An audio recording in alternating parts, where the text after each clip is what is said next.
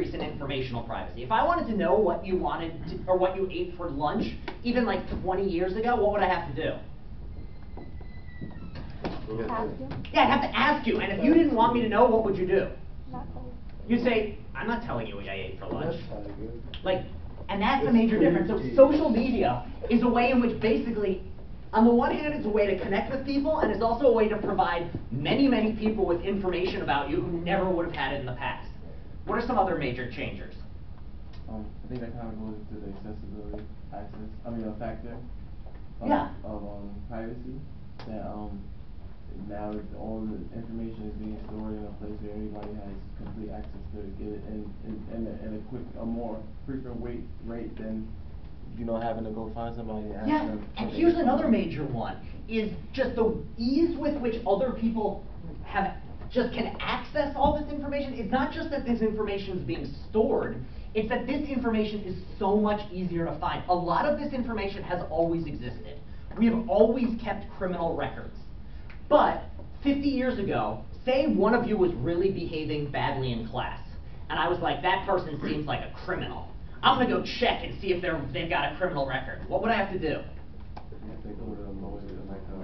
I'd have to go to the public records office because it's kept there. And then what would I have to do? I'd have to get permission to look around in the public records, and I would literally have to go and look for your last name and see if there's a physical file in there.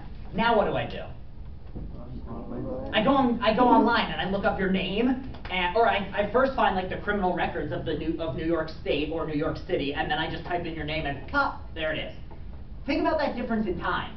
It used to be, if I wanted to know who had a criminal record, I really had to want to know.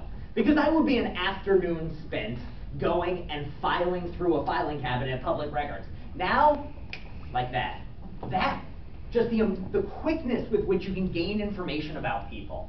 If I wanted to know where, I bet if you gave me like 20 minutes and a Google search, I could find out where most of you live. It's really quite easy. You just type in the person's name, New York City, and odds are you will find their address.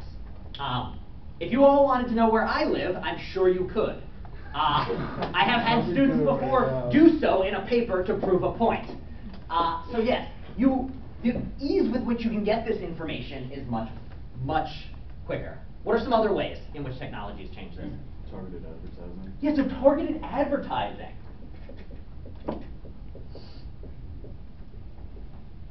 So what's the best way of getting someone to buy a product from you?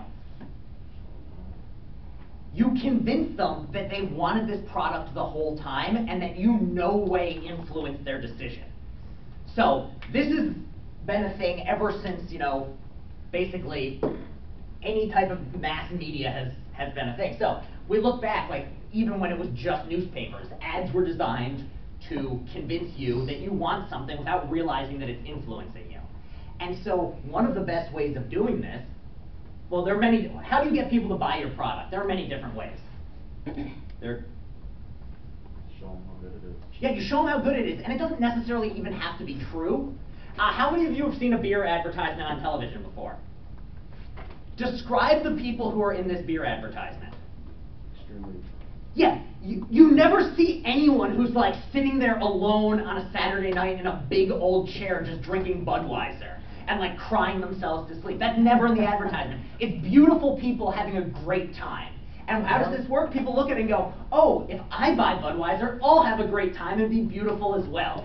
And so people don't think like, oh, this person is trying to tell me and convince me. You just think like, oh, Budweiser, makes me feel good, and then you go and buy it. And in the same way, you can argue that the only reason people wanted those chicken sandwiches from Popeyes was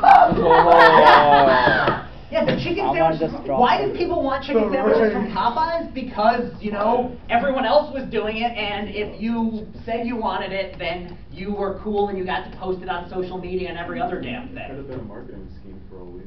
I mean, yeah, I mean, it was a marketing scheme, and I did not have one of these sandwiches, so I cannot speak to whether it actually tasted good or not. But I also know, as for like a matter of fact, it did not taste that much better than any other chicken sandwich you can get from an equally good, okay, let's say it's better than Chick-fil-A. I haven't had it, Maybe it was, maybe it wasn't. It But it's wasn't. not so much better than Chick-fil-A that it needed to create a media uproar and there were lines out the door and every other damn thing. It was a chicken sandwich. But because of the way in which the media and everything else, and so it's not just, what do we mean by, so part of it is that, part of it is that the ads are targeted to you based on other things, which we'll talk about in a second. And it's also part of it is media narratives are now out there. So in this way, if you get told something's a big deal by enough people, you start to believe it's a big deal. And so you start to think, I need a chicken sandwich too. When really, you don't need a chicken sandwich. Your life is not going to be fundamentally changed by this chicken sandwich, but your decisional privacy has fundamentally decreased because you have so many people around you telling you that you need this chicken sandwich. And that's really the main driver of so much of, how many of you bought an iPhone at some point? When you upgrade your iPhone to the next model iPhone, why do you upgrade? Peer pressures. It's better this, better that. Like, as somebody who's like running on like 3 iPhones ago, it's not really all that much better. It's a little faster. Your life isn't going to fundamentally change. Now, there is a difference between having a smartphone and a dumb phone. One, if you're still rocking a dumb phone, like, I salute you and I'm jealous. But 2, like, you can do things on a smartphone that you can't do on a dumb phone. But the difference between this one and this one and this one is much more a matter of like, you need this new one. And there's this major drive of if you don't have the newest one, you're somehow being left behind. And it's almost these narratives in which your decisions are being dictated to you by other people. And also another reason is you need a smartphone, and Apple, after a couple of years, isn't going to sell you the older, cheaper one, which works just as well. It's rather just going to be like, oh, no, you don't get to do that because we don't sell that one to you anymore. All right.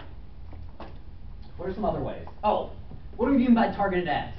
What is a targeted ad? This is a good, very, very nice example of affecting both informational privacy and decisional privacy. Like when you Google stuff and then out of nowhere you see like on the side stuff you got Google. Yeah. So we're going to come to cookies in a little bit, which is the driving force behind this. But basically, how many of you have Google searched something and then all of a sudden all the ads you get for the next 6 hours are for that thing? If you're not raising your hand, it either means that you Google searched so much that they can't like track you, or you're lying, or you're asleep. One of those 3 is true right now. So, in the case of targeted ads, what is it? Well, it's a way in which they know what you search or what your interests are, and therefore give you advertisements that they think you're going to want to buy. And this is something which we've always done as a society, only it's just so much easier now with cyber technology. It's just like behavioral pattern. They get some pattern in your behavior and they use it. Yeah, you can think about this, it's not something new. It's something that's existed forever. The basic idea is, if you are a company and you're trying to make a profit selling things, who do you want to advertise to? You want to advertise to people, here are your options.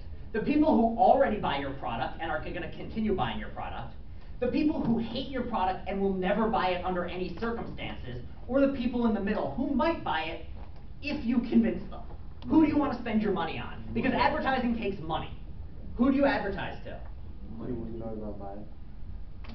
If you know they're going to buy it, you need to spend the money. Well, if you're talking about trying to draw people in, you would go to the middle. Yeah, you go to the middle because I was talking about like profit though. Well, for profit, you want them to keep buying, but with advertising, like basically, once somebody starts buying something, we're creatures of habit. You continue buying it until something comes along. It's 50-50 with the middle target. But with the middle ones, the best way to increase the number of customers you have, you aim at the people who might see it and might not. The clearest case of this is think about elections. How do you win an election? Not in terms of like the practice, but like physically, what does it take to win an election? You get more votes at the end of the day, and what's the best way of getting more votes than the other person? You don't bother advertising to people you know are voting to you already. You don't advertise to people who have no chance of ever voting for you because they hate your guts. You find the people in the middle who are on the fence, and that's where you put all your time and money. Because if you sway just a few of those people, then you're able to convince them, and you're able to win the election. Because now, you can think of it this way as, You've got 40% of people who are already going to vote for you, no matter what. You've got 40% of people who hate your guts and will never vote for you, and then you've got the 20 in the middle. If to win the election, you don't have to worry about convincing any of these 40 or any of these 40. You just have to get over half of these people in the middle. So this is where you spend all your money. And that's what the idea of targeting ads are. You don't spend your money advertising, swimsuits to people who can't swim. You find out who's likely to want to start swimming, and you start advertising to them. Or you don't try to start advertising like health food for like weight loss to a professional athlete. You find one for somebody who's showing some interest in losing weight. And how do you find out who's interested in losing weight? Well, it used to be a lot harder, but now it's much easier.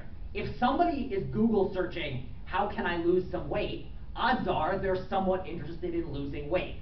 If you find somebody who's Google searching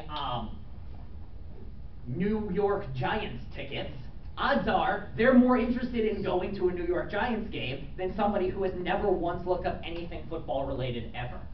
And so that's the idea, is like, here's the way in which your decrease in informational privacy then filters over to a decrease in decisional privacy. I saw a hand somewhere in this area. You did. That was me, actually. And also, like, people like nowadays are people from Google or like any search engine companies. They can easily look up to like people's IP address for like relevant ads experience. Yeah, and here's the other thing, and this is a major difference in accessibility privacy. I think the best way of doing this. Say, how many of you spend more than 3 hours a day looking at your phone screen, do you think? I'm there. That's 3 hours now in which somebody can access you at any time, because any screen you click on, so long as there's internet, you can get an ad on. Now think back to how did people used to have to advertise? Billboards. If you aren't in front of the billboard, it can't access you. So if you stayed at home, they couldn't advertise to you. Now let's go along with, say, it's 1994. What's the main way advertising happened? TV. But are there always ads playing on television? Nope. No. Now it's, there were commercials. So in a 30-minute time slot, 8 minutes of it were commercial. Now, in a 30 minutes of looking at your phone, 30 minutes of it include advertisement.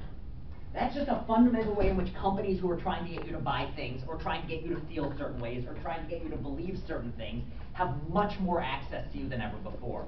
So that's just the way in which we interact with our phones, and the way it's designed is fundamentally different in terms of accessibility than it ever was before. So we have this way in which these technologies are just fundamentally changing what it is to be private and how we interact with the things that we used to think of as private. And now, what is the major issue here in terms of, what's the best way of putting this? These are going down in a lot of ways. My train of thought just died. Does anyone have another example of anything you want to talk about here before we move over to the more specifics that the book wants us to talk about, namely cookies and data merging? Any other examples of ways in which you feel like your privacy is the most? Oh, actually, yeah, there's one other thing I want to talk about. It's not just that technology is changing the way that normal sorts of things happen. There's now ways in which technology have also changed what sort of information can be gathered about you. So it's not just that the amount is different or the speed is different. There's also information that you can gather about a person which you never used to be able to get because we didn't have the technology to gain that information before. Mom? Yeah, like videos. Yeah, so here's a big one. It's the year, I don't know, let's say 500 years ago. If I wanted to know what you looked like, what would I have to do? You have to get the finest painter. Yeah, I'd have to go and find a painter. And for one thing, paintings are never perfect. Now, it's literally, now what do? Well, let's say now it's the year like 1900. How do I want to know what somebody looked like? Find somebody with a photo. Yeah, I have to find a photo of them, and most people weren't rich enough to have photos of themselves taken. And then, nowadays, or let's say like it's now 1985 and I want to know what someone looks like. Everyone's got a camera now, but if I want to find a picture of them, what do I have to do? There's always one person you could count on in like 1985 to have a photo of you. Your grandma. Your grandma. Your grandma's always a safe bet. So you'd have to go and physically find grandma, and she'd show you a book, and then you'd also get like every boring story under the sun about what you were like as a child, just to see a picture of yourself. Now all you have to do is ask your dear friend Google what you look like, because there are thousands of pictures of you out there, and they are not hidden. Most of them were posted by you or your family. So here's just the amount of information, like the types of information that are out there is just everywhere. And videos now. It used to be really hard to find a video of anyone, and now it's a YouTube click away. What are some other new technologies that have information about you that didn't exist even 10 years ago? Checking in on Facebook. Yeah, so checking in on Facebook is number one. So just like where you are, you're constantly announcing your location. So, Yeah. Here's another thing. Think about who knows where you are at all times better than anyone else? Google does. I misplaced my car the other day. I parked it somewhere and couldn't remember where at all. You know who knew where it was? Google knew. I just looked on my Google. I was like, oh, that's where I'm parked.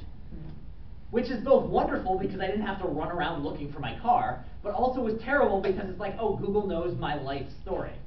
Down to like what mode of transportation I took. Even database even have your fingerprinting too. Yeah, here's another one. Fingerprints are a fundamentally different one, which is like, it used to be that fingerprinting used to be a matter of like rolling your finger on some ink and then putting it on a piece of paper, which one can smudge. Has no one ever done that? It's like surprisingly hard to do it with ink because you inevitably the first time push too hard, they're like, no, you got to do it again. And by this point, you have so much ink on your thumb. Yeah, it's a real pain. But now it's just a matter of like, ba-doop, now you know what my thumbprint is. And there are other sorts of things related to this, to thumbprints. What are some other ones which are in the thumbprint general category? Yeah, say it louder. Yeah, Face ID, facial recognition technology. There are certain places where you walk in, casinos are a big one, before you even enter the building, they have already scanned your face, checked whether you show up, whether that facial structure shows up on any databases which suggest that you have before been caught cheating in a casino, and if there's any evidence that you've done anything where they wouldn't want you in the casino, you will be politely asked to leave before you even get to the door. And that's something which, like, you couldn't just compare faces that quickly before. And then finally, what is the biggest treasure trove of data about you that there is? What carries more information about you and your family than anything else? Any takers? Search history? I have a lot, but not nearly as much as what I'm thinking of. Your hard drive, Adam. Nope.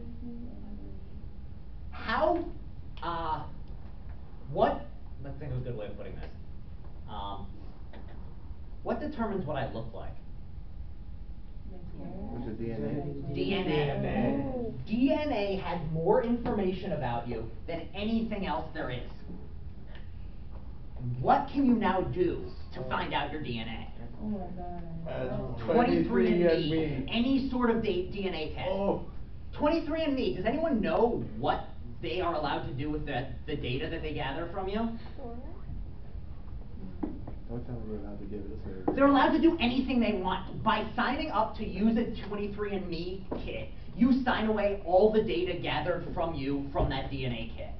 23andMe now has millions of, probably millions, at least hundreds of thousands of people's DNA, which is now just a huge treasure trove of just DNA information. And that is so much information about you that you might not have. Like, before we could, I mean, DNA as a concept wasn't really figured out till like the early 1900s. And then we couldn't really test it until a little bit later. And then it was very expensive. And now it's literally a matter of you get a kit and you like swab around in your mouth. And now you're like, certain sorts of things are there to be checked.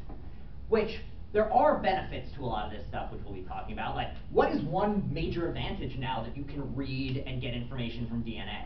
You can find out about your lineage. One is you can find out about your lineage of just like people generally like to know where they come from or what their parents were like or where their families were from. Or say you want to meet some distant relatives.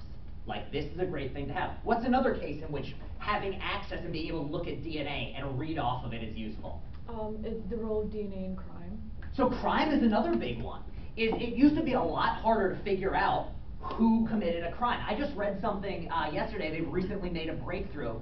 They can now get DNA from hair without the root attached. It used to be that to get a DNA test, you needed the skin and the hair itself wasn't enough. And there's now a breakthrough that like if a serial killer leaves one piece of hair, just like a little snip, they can generally, if they have some other database information, figure out who it was. So this is another one. There's another one that comes up a lot. Predispositions to sicknesses. Yeah, predispositions to sicknesses. Very often people want to know if their child, before the child is born, is likely to have certain illnesses. And the best way to look at it is you look at the DNA. And if you find out that this egg, if it were to get fertilized, were to have X, Y, or Z, then people want to know that beforehand. At the very least, one to know, so very often like with older parents, if it's any sort of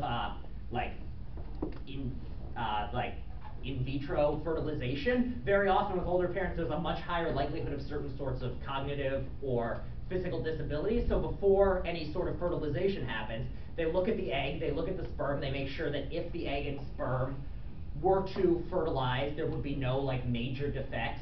And if there are, the parents can prepare for them or decide, you know what, we're not sure we want to have this child, maybe we should not, something like that. It's just useful information to have. The downside is also that like there are lots of things, and we'll talk about this in the data merging section, that you don't necessarily want other people to have information about you. Like you're generally okay that 23andMe has that because they're telling you useful things. But you can, and we'll talk about this more in a second, there are lots of people who you wouldn't want 23andMe to sell that data to. And that's the big issue here, is how do we make sure that the people who we want that information having stays there and they don't sell it to somebody else. All right, so yeah, what we see is just like, these sorts of things, some of them are just differences in scale, and others of them are like fundamentally new types of technology that we didn't have, and it's majorly changing the nature of privacy. So what we're going to do for the rest of class is, one, we're going to take a 15-minute break, and then two, we're going to take the final hour talking about a little more specifics on how collecting data has changed, specifically cookies, and also how data merging is a new thing, and data exchange has changed, and what some of the actual logistical reasons why, even if you're not doing anything wrong, you might not want that information public. All right, take a break, come back at 12:31.